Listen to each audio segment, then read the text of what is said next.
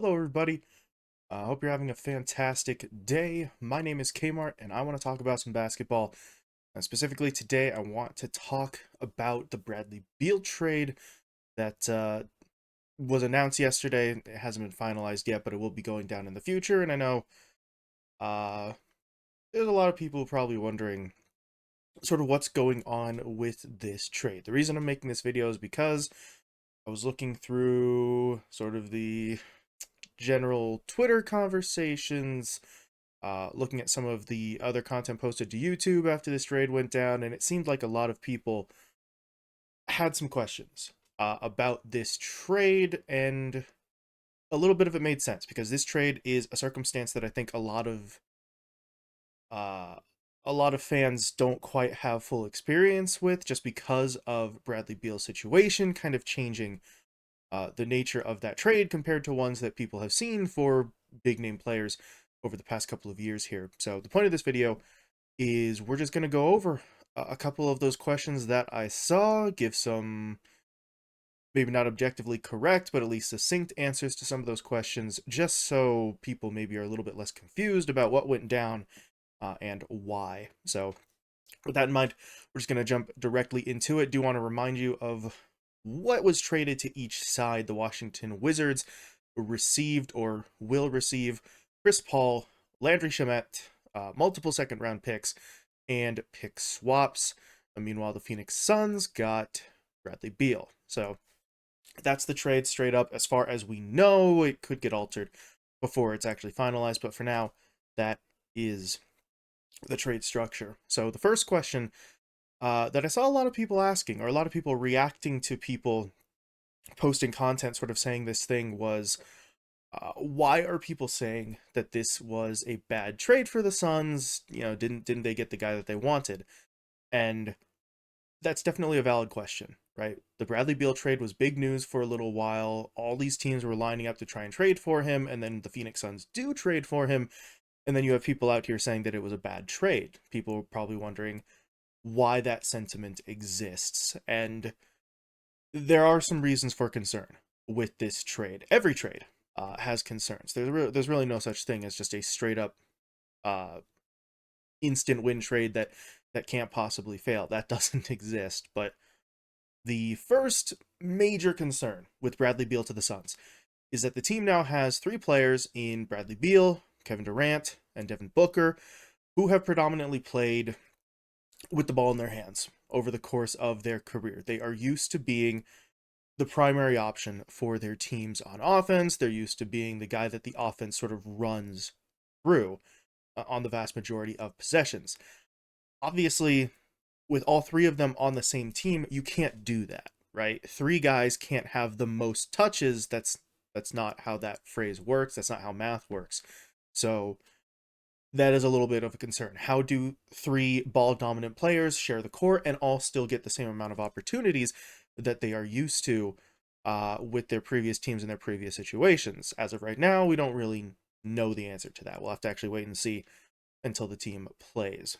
So there's the primary concern. Three guys, only one guy can take a shot every possession. So we'll have to see what they do there. The second concern is that these three players don't have the greatest reputation as defenders. And I do want to sort of stop right there to say, at least in the case of Kevin Durant and Devin Booker, they aren't bad defenders. If you look at their metrics, their advanced statistics, they're actually pretty solid on the defensive end. Bradley Beal does lag behind a little bit there, but that might have also been because he was playing for the Wizards, who are a very, very bad team. But yeah, they're not the greatest defenders in the world, or in some cases, they are so significantly better on offense that that's where the majority of their effort goes to, right? If you are orders of magnitude better on offense than defense, why would you focus your effort on the defensive end when you could be scoring, 25 to 30 points a night? So all three players are players who have kind of been that way. And we've seen plenty of teams that have, let's say, a defensive liability in one of their players, but the rest of the lineup is able to sort of overcome that, play around it, and then you get the full benefits of that player on the offensive end, and you mitigate the concerns on defense. when you've got three players on the court at the same time who are all kind of iffy on the defensive end, that gets a lot harder to cover for. So that's where the concern comes from here. The Suns were, I believe, if I'm remembering correctly, still a top 10 defense last season, with KD and Booker sharing a lot of time on the court, but now some of those other pieces around them who were shoring up the defensive effort a little bit have been traded away or are free agents who haven't been re-signed yet. So there's your concern on that front, right? You can score a hell of a lot of points with this trio, but can you play enough defense to make that matter? So, defense wins championships, as the saying goes. But moving on to the third concern for people with this trade is the fact that it leaves the Suns with very little depth. And depth is a phrase that gets sort of bandied around, to use my fancy word of the day, by a lot of people. It's this vague sort of magic word of depth that a team sort of needs. Basically, it just means, do you have guys coming off the bench who can hold the line, right? Not necessarily win the game by themselves, but hold a lead or keep your team in striking distance if you're behind long enough for the Stars to rest, recover, and then get back in to finish the job. So that's normally what that refers to when people are talking about depth. The problem is the Suns don't have any, not because the players they have are bad, but because they don't have any other players. I mentioned this in the video yesterday. If this trade does in fact go through, the Suns will have just 5 players signed to their roster. So there is no bench. They have their starting 5 and that's basically it.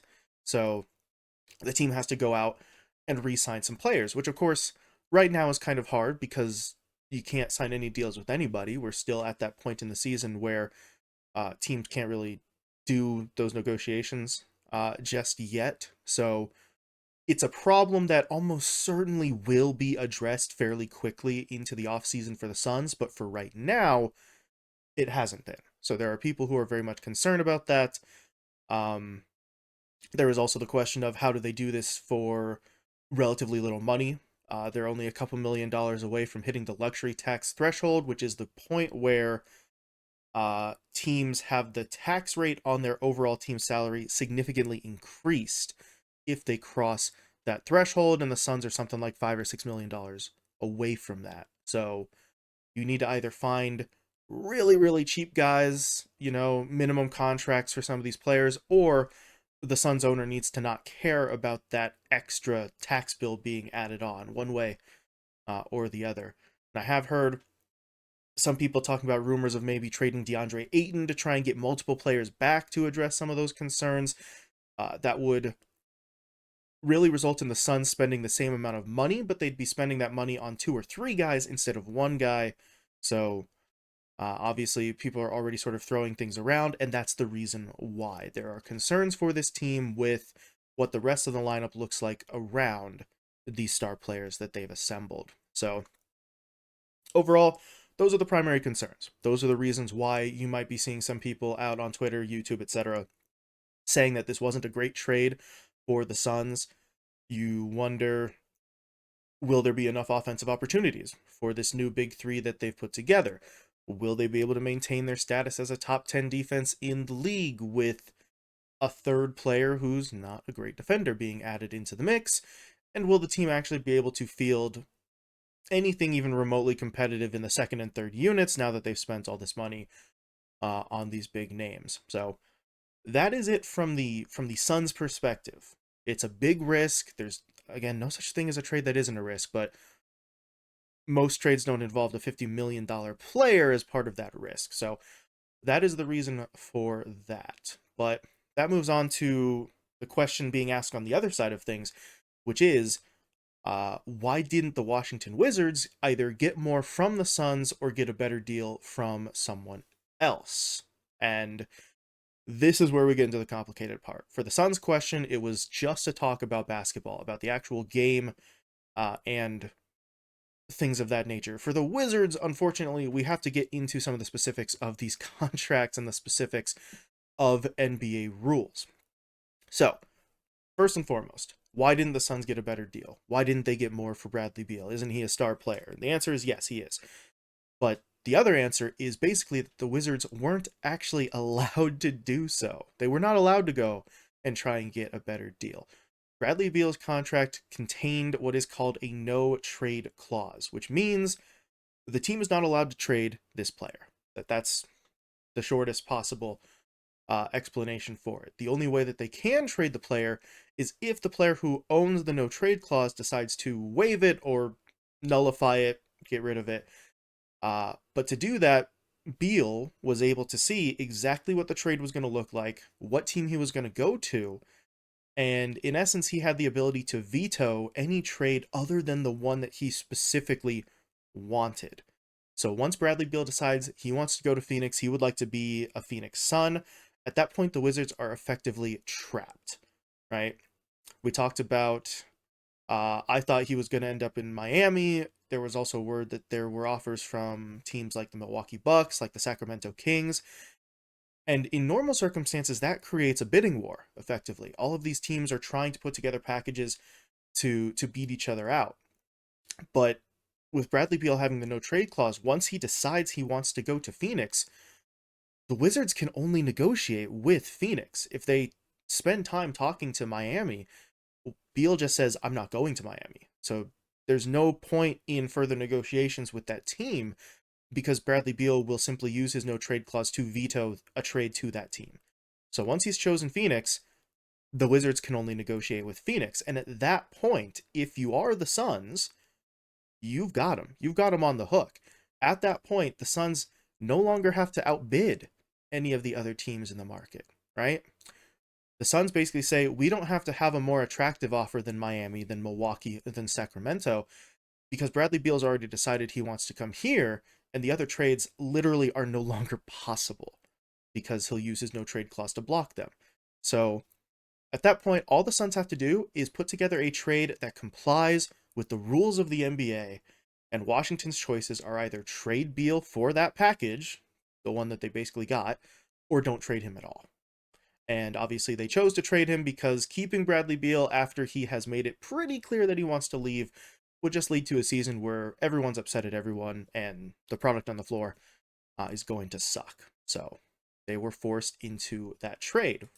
That leads into a little bit of a secondary question, I suppose, which is a lot of people wondering why the Wizards didn't end up with a first round pick. It was second rounders, multiple second rounders, and pick swaps. So I was seeing some sentiment out there on the internet asking why the Wizards, quote unquote, settled for second rounders, not getting first rounders. Unfortunately, that takes us back to talking about the no trade clause again, right? So the Wizards could effectively only make a trade with Phoenix once Bradley Beal decided that that's where he wanted to go.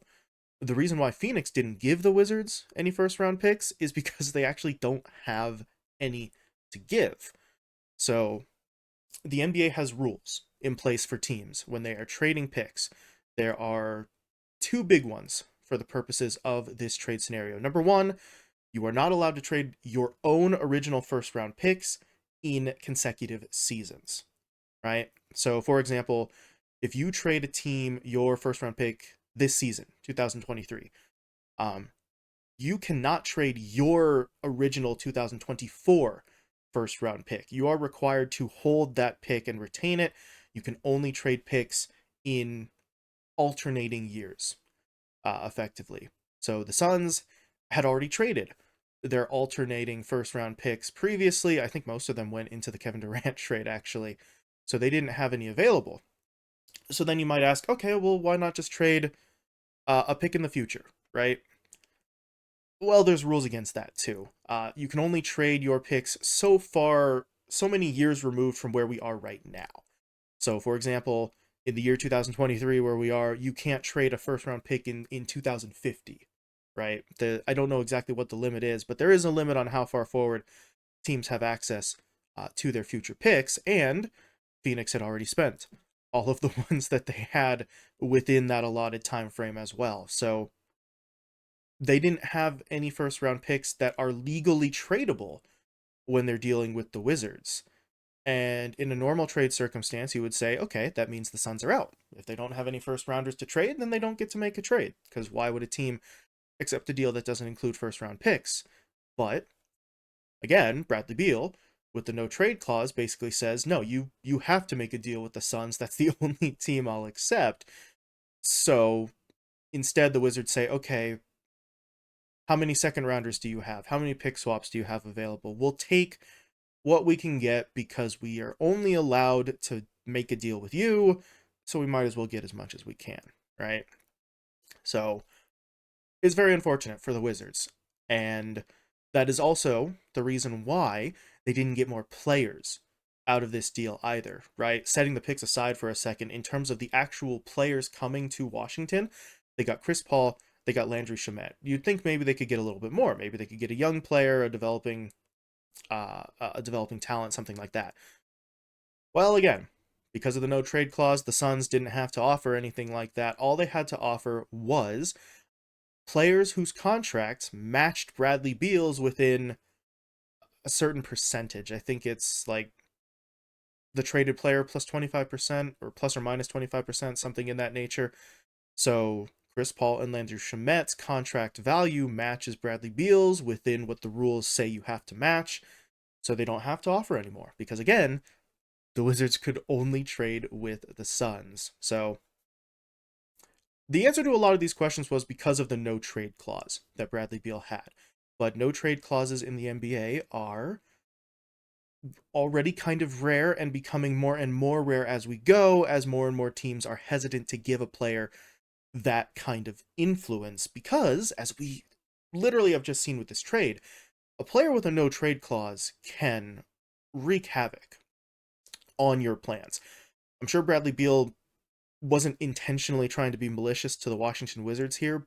He was looking out for himself. He wanted to go to the best possible situation for himself. It just so happens, though, that the best possible situation for Bradley Beal was probably the worst possible trade for the Washington Wizards. So yeah, there's the answer to a couple of the questions I saw floating around the NBA internet space.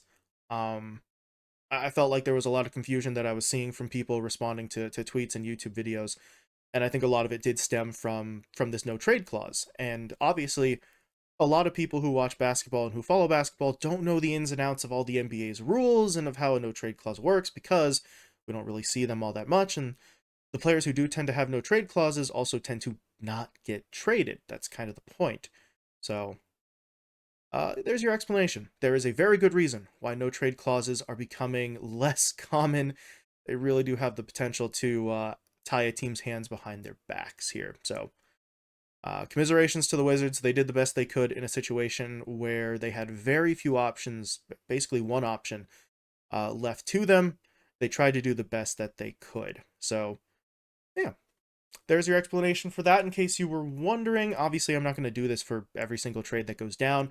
I just felt that this one with Beal's no trade clause presented a unique scenario that some people maybe had some questions about the specifics of and why it resulted in this trade in particular. So, yeah, hopefully that answered any questions that you had. If you knew all this already, then, good for you. You're familiar with the NBA's rules, but I know a lot of people weren't. So, uh, that'll be that.